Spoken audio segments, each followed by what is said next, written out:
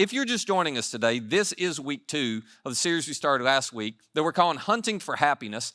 And this is one of those series that centers around a topic that's common to all of us.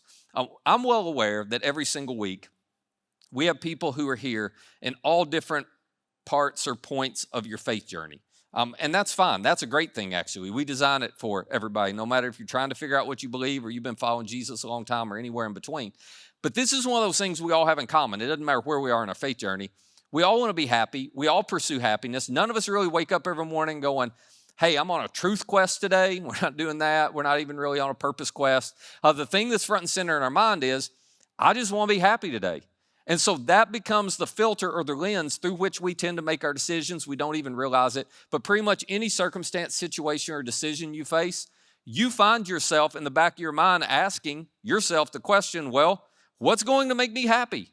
And that's typically what you do. This is what drives your decisions. This is like an operating system running in the back of your life, in the background of your life, and you don't notice it, you don't pay attention to it.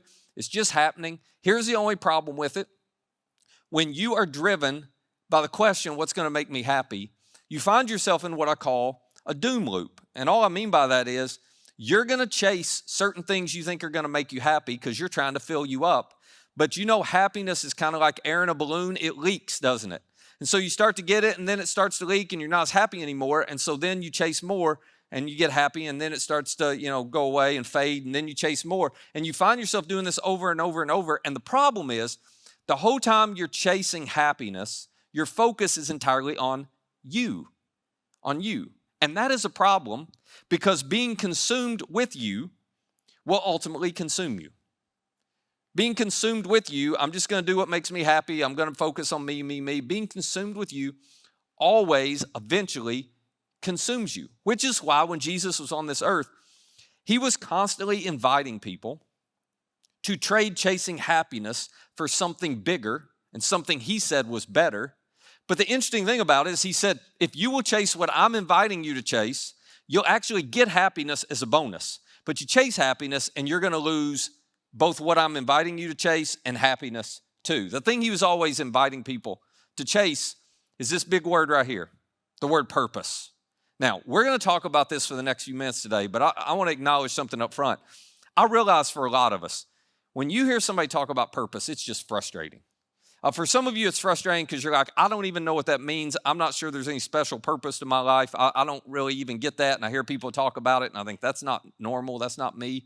Or some of you would say, I'm incredibly frustrated because I've been trying to find purpose. I have been chasing it. I have been looking for it. I'm doing my best to figure out what my purpose is. I've been trying for years. I can't figure it out. I can't find purpose. I don't know. I hear other people say, I got this purpose in life. And, they're like, you'd be like, I don't have that kind of compass in my life. I don't know where I find purpose. And I get all that. And today I want to try to help us understand why purpose is so hard to discover. And it's because purpose comes with a catch. It comes with a catch that most of us don't want to acknowledge. So let me try to explain it this way.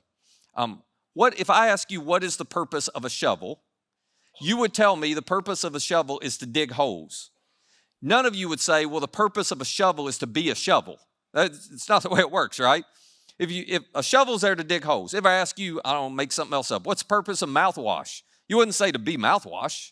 You would say, no, it's to kill the bacteria and make your breath smell good. Everything in our lives we intuitively understand has a purpose bigger than the thing. But we don't understand that's true about us too. As a matter of fact, in order for something to have purpose, it has to be a means to an end. A shovel can have no purpose if it is not a means to a bigger end of digging a hole. You can never find your purpose. I can never find my purpose unless we are willing to be a means to an end bigger than ourselves. And that is the catch that keeps most of us from experiencing purpose, because I don't want to be a means to an end. That doesn't sound fun at all. I want to be an end in and of myself. And I want everything to revolve around me. And I want to stay focused on me. And you can do that. But you cannot do that and find purpose at the same time. By logic, by its very definition, to have purpose, you have to be a means to a greater end, which is why Jesus challenged us, and last week we left off here. Jesus challenged us with this counterintuitive way of thinking about our life. He said this, for whoever wants to save their life, whoever wants to be an end, whoever wants to chase their own happiness, will lose or ruin their life. This was his way of saying, if you don't want to be a means to an end, if you just want to chase the next thing, the next thing, the next thing that you think is going to make you happy, that's fine. But in the process of trying to save your life and hold on to your life and make everything revolve around you, you're going to ruin your life. To which some of you would argue, you would say, I actually am doing that and I don't think I'm ruining my life. I feel like I got a pretty good life. Because you've been chasing things and filling up your life and you've been fairly successful at it. Some of you have been able to fill up a house or two. You've been able to fill up a garage or two. You've been able to fill up a shop or two. You've been able to fill up a trophy case or two. You've been able to fill up a bed or two. Whatever the thing is that you felt like that's going to make me happy, you've actually done a pretty good job of getting it.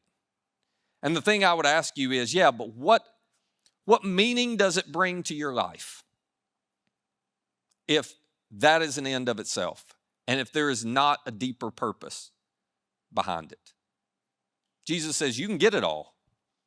But you will ruin your life if you approach life trying to be an end and not a means. Which is why he went on to tell us, whoever wants to save their life will lose it, but whoever loses their life for me and the gospel, whoever decides I am going to be a means to an end, which feels like I'm ruining my life, but I'm going to be a means to an end bigger than myself. Specifically, Jesus says, if you're willing to be a means to my end, if you're willing to be a means for me and the story and the purpose that I'm accomplishing in this world, when you do that, you're actually going to save your life.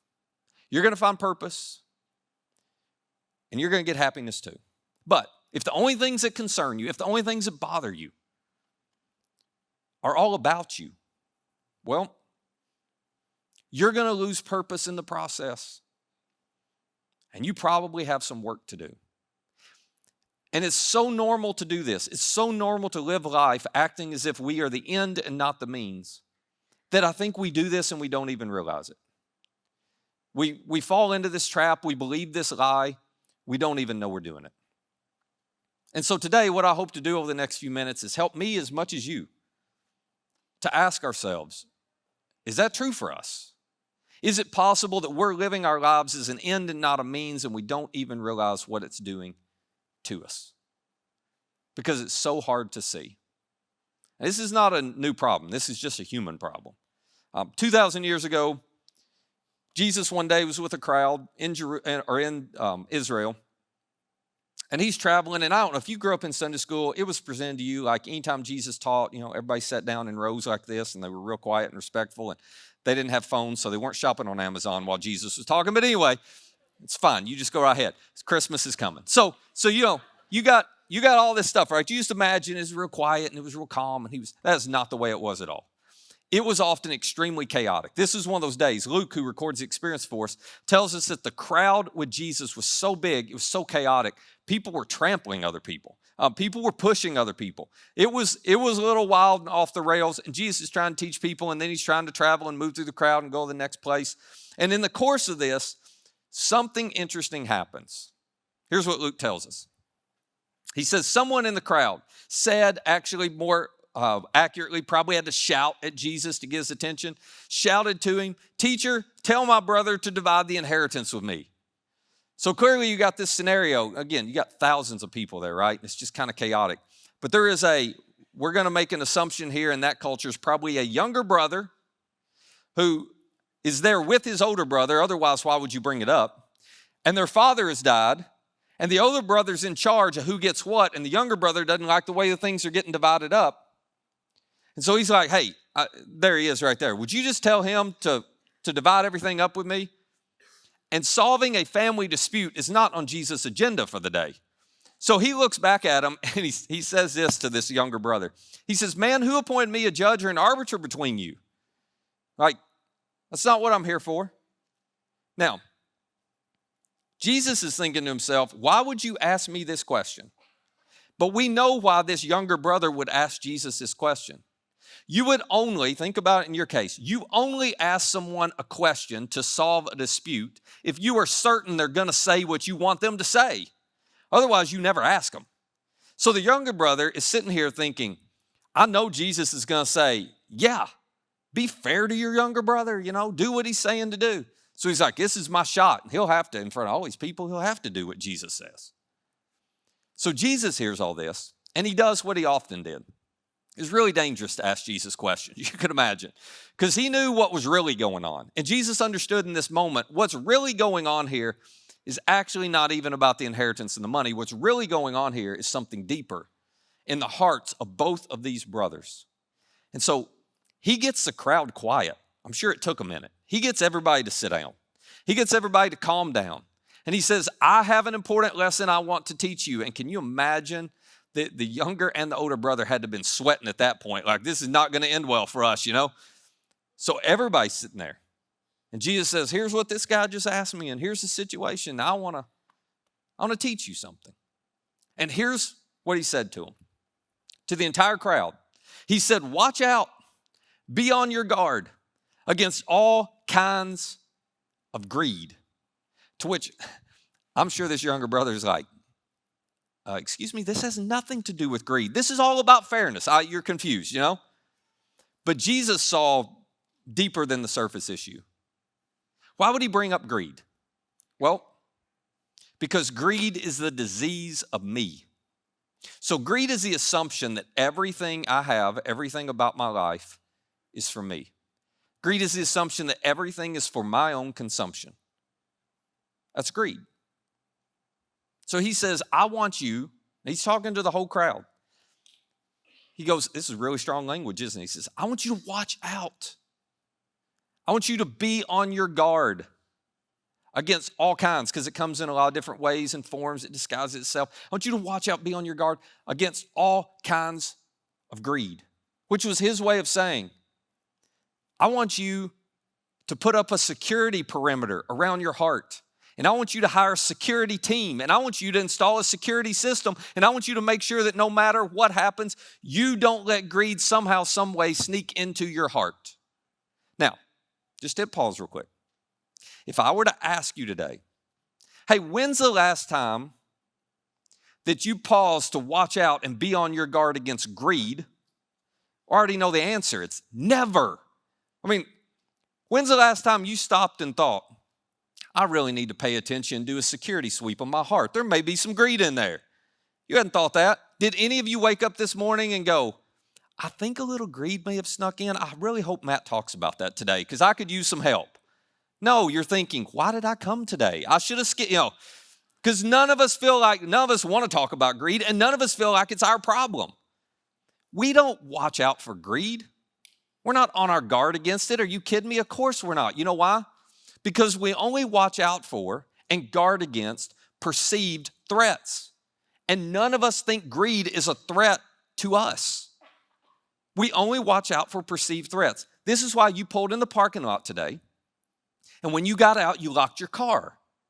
Because you looked around at those sketchy parking lot guys and you thought, just to be safe, I better lock it. But none of you showed up today with bear spray, did you? Because you're not worried about a bear. You're worried about sketchy parking lot guys. One of them has Mickey Mouse hands on. What's going on out there?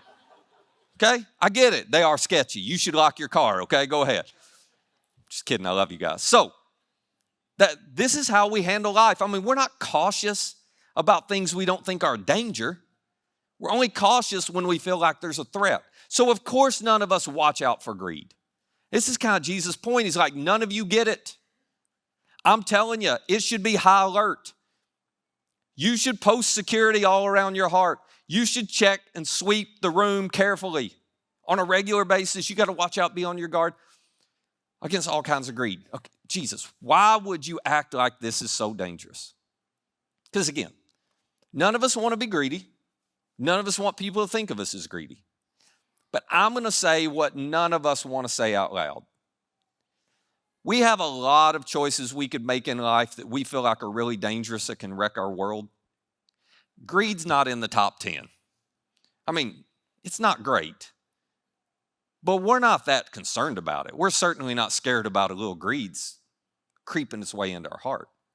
Why would Jesus go, no, no, no, it should go at the top of the list. It should be threat level number one.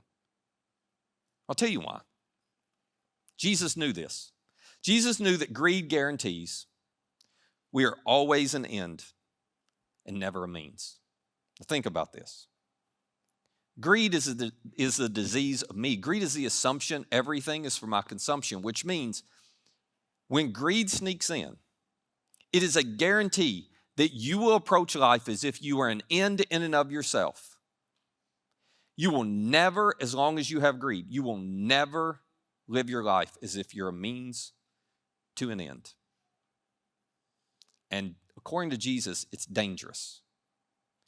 Because if you're always an end and you're not a means, you'll miss out on purpose. You'll miss out on meaning. You'll miss the life you were created to live.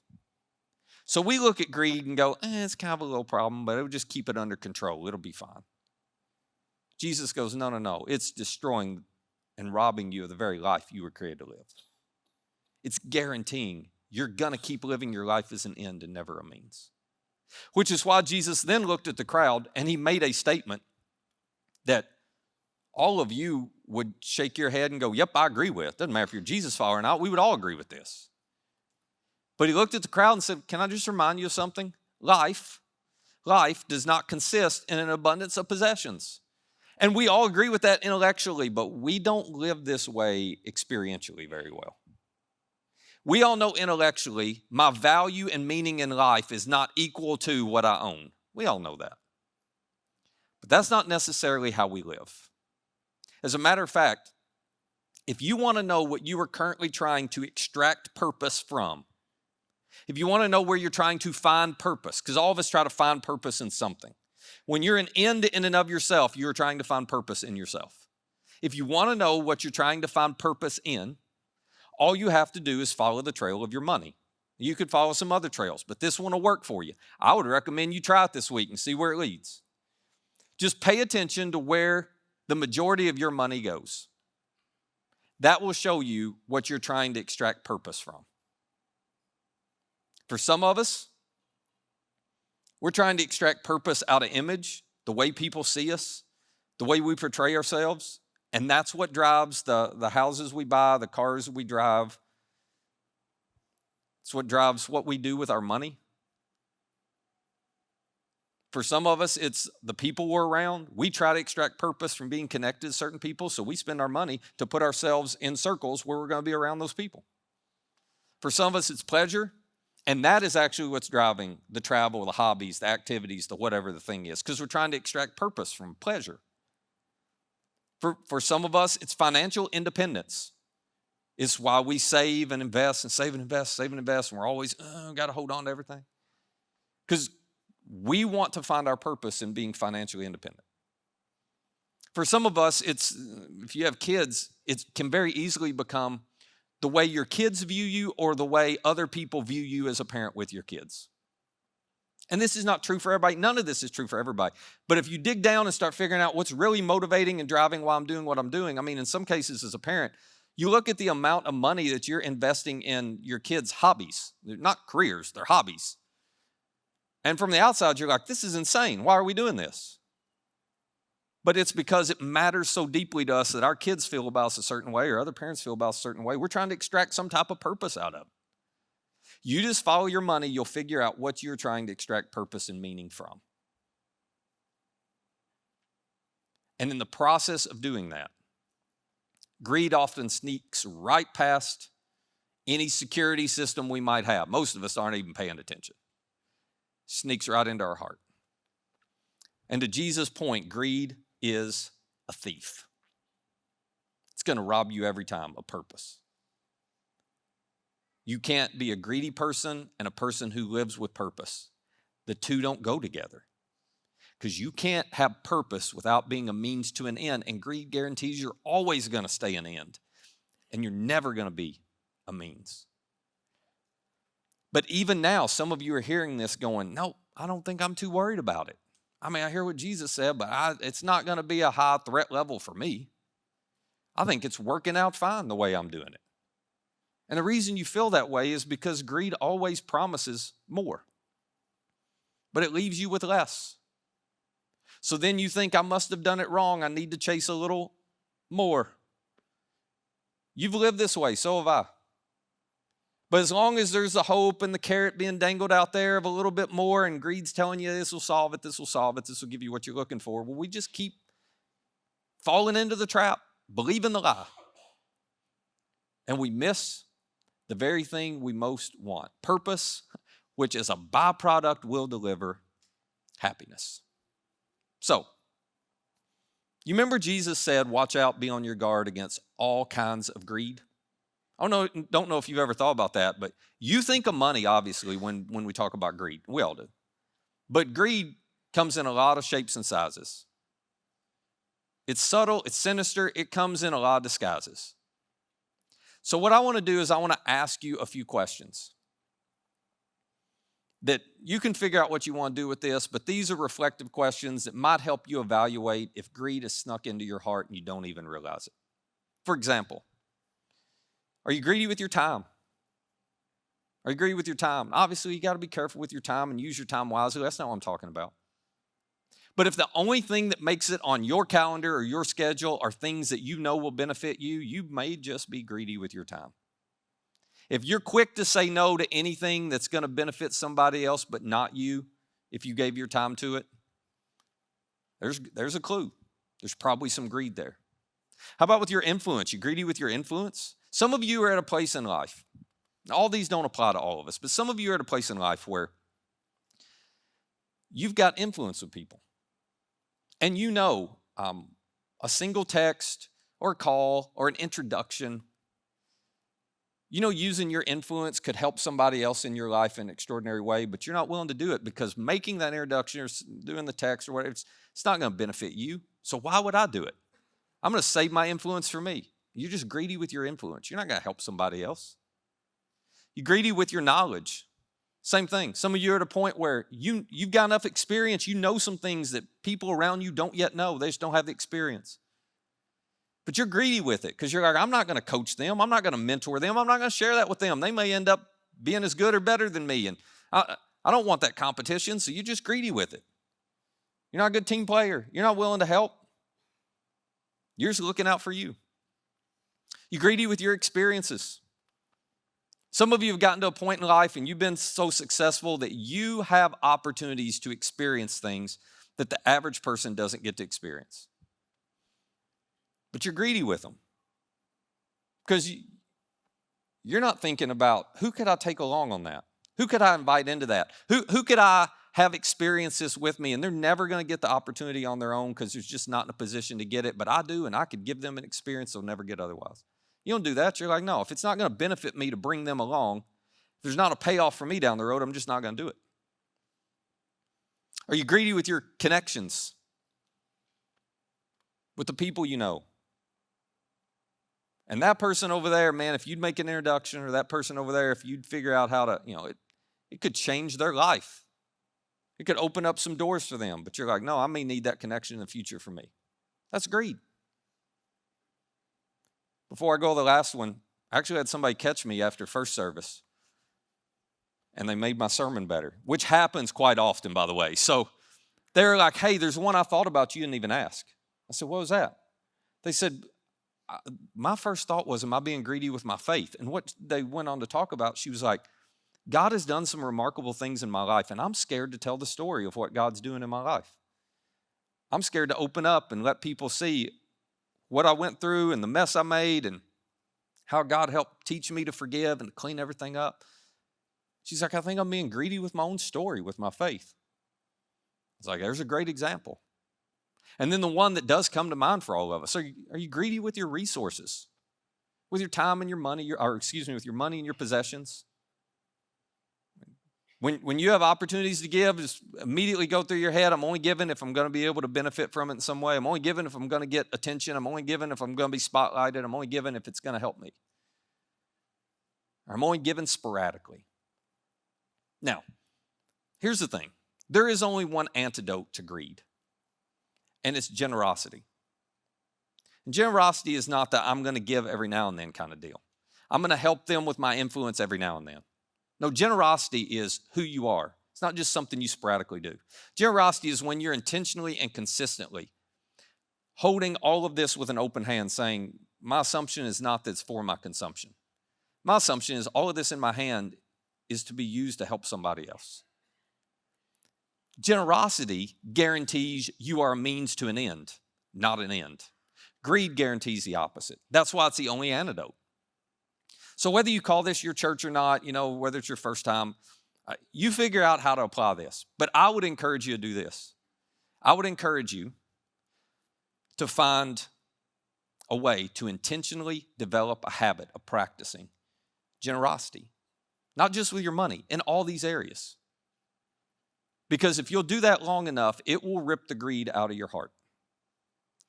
Because you will be choosing every time you're generous to live as if you're a means to an end. And you'll find purpose. So, that's for you to figure out what you want to do with it. I want to close by talking for just a second to all of us who call Journey our church, okay? All of us who love this place. And I love being a part of this place. Hopefully you do too. I absolutely love it. It's the greatest honor of my life. Not another church I'd want to be at. For the last 20 years, it's just been amazing. Being with you and getting to serve alongside you is incredible. But a couple of years ago, I started noticing something that was just nagging at me, bugging me. I felt like it might be a problem. But I didn't know for sure. So I've just been watching it, and I've been paying attention. I've been trying to figure it out. And I'm not trying to be mean when I say this. I'm including me in this, okay?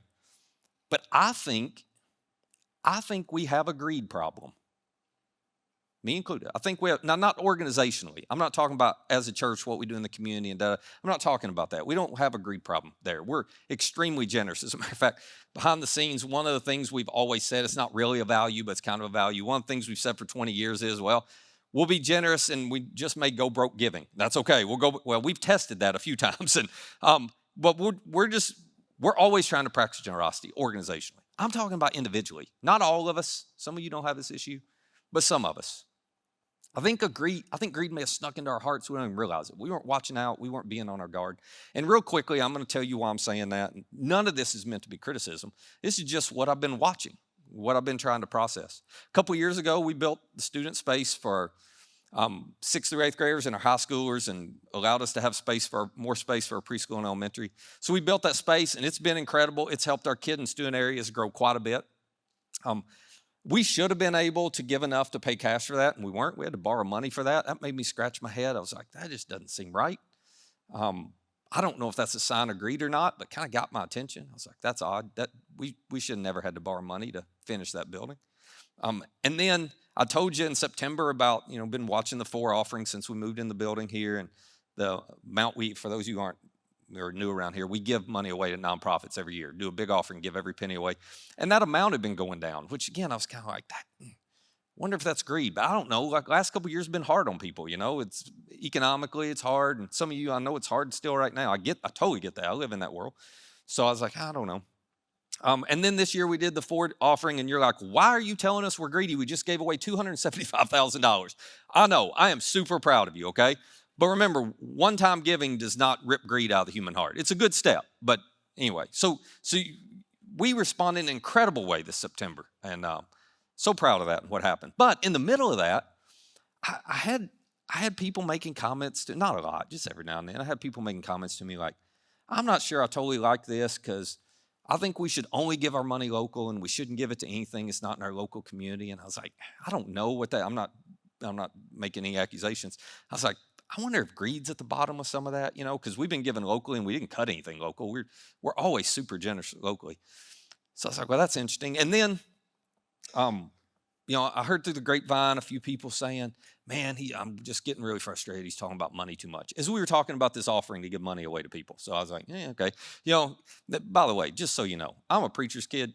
You cannot say anything to me that offends me. So none of this stuff has bothered me. I would say come tell me directly because I've heard it through the grapevine. You do kind of tick me off when you do that. It's called gossip. So just come tell me directly. Just say, I don't really like the fact you're talking about money, and we'll talk about it. That's fine. So anyway, if I find out, I'll just come talk to you. So you might as well come talk to me. Anyway, so now that that's off my chest, I don't like gossip. So anyway, I heard some of that, and I was like, we're giving money away. I guess it doesn't make any sense. I wonder if that's greed, So anyway, I'm kind of watching all this, trying to put it together. And then this week, I found out something.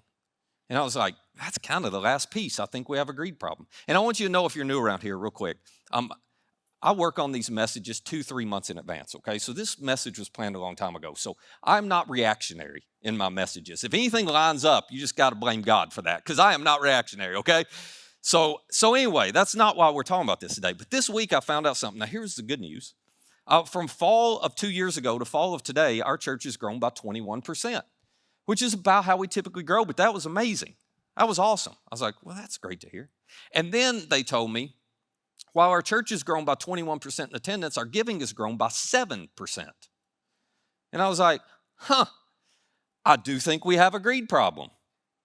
I think we do. And that's just one sign. Like, we could talk about the influence, and we could talk about connections, we could talk about time, and all that stuff too, okay? But this is just some of the pieces. This is why I'm saying what I'm saying.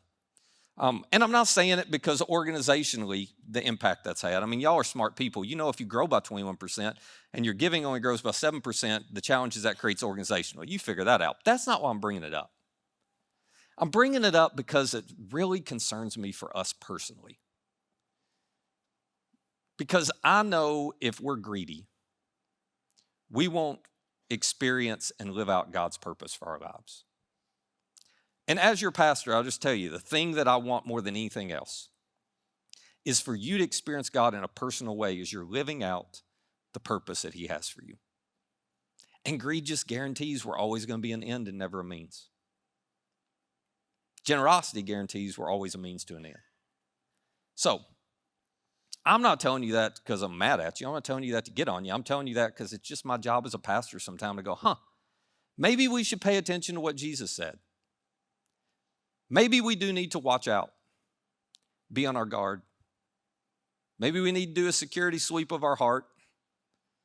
Maybe we need to own up if some greed, this isn't probably true for all of you, but for those of us it's true of, maybe we need to pay attention if greed has snuck in some way, shape, form, or fashion. Because here's what I know. You will never find purpose in the land of me.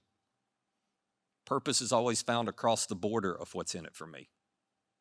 You have to be a means to an end, and you can't be if you're greedy. I also know this. The meaning and value of your life will be determined by how much of your life you give away, not how much you keep. That's why Jesus said, whoever loses his life for me and the gospel, they will save it. It's where you find purpose. And when you find purpose, happiness comes along as a bonus. So, I don't know what you need to do with that. But maybe a lot of us need to figure out how to be really intentional and consistent in practicing generosity in some different ways. You figure out how you want to do that and where you want to do that. But maybe we need to break the grip of greed so we can find a purpose that matters. Maybe we need to become a means to an end, not just any end, but an end that is bigger than and beyond you. That is what Jesus invites you into. Let me pray for us. Father, it's really hard to see this in ourselves. And even more so when we see it, we're honestly not nearly as concerned about it as you are. We don't think it's nearly as dangerous, Jesus, as you seem to think it is. But it's a thief, and I'm afraid it's robbing a lot of us of a more fulfilling, meaningful life. So would you give us the wisdom to see it if it's hiding in our hearts this week? And give us the courage to intentionally and consistently begin practicing habits of generosity so we can root it out. And thank you, Jesus, for giving us your Spirit so we have the power and ability to do it. We don't have to do it on our own. Thank you for helping us. It's in your name we pray. Amen.